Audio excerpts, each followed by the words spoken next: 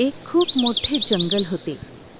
त्या जंगलात वाघ, हत्ती, हरिण, सिंह, घनदाट जंगलात एक भयानक वाघ राहत होता.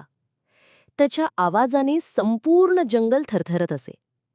एके दिवशी वाघ भुकेने व्याकुळ झाला आणि तो आपल्या शिकारीसाठी निघाला.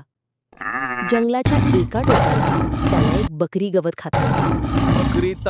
बकरी ताई बेंबे करते छान ग. जंगल आहे सारे माझे, इथे तुझे काम आहे काय सोडणार ग? नाही. आता बघ मी काय करतो. महाराज, मला काहीही करा, पण आधी एक गोष्ट सांगा. इथं जवळ एक विहीर आहे. त्या विहिरीत एक दुसरा वाघ आहे. तोही मला कोण दुसरा वाघ माझ्या जंगलात? दाखवतो वाघ, मीच खरा मर्द आहे. बकरी त्याला विहिरीकडे घेऊन गेली. विहिरीत वाघाने पाहिलं तर त्याला स्वतःचंच प्रतिबिंब दिसलं, पण त्याला वाटलं की तो खरा दुसरा वाघ आहे.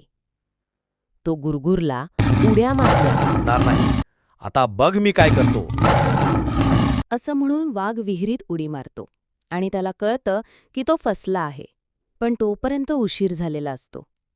बकरी मात्र डोंगराच्या माथ्यावर उभी राहून बघत असते आणि म्हणते,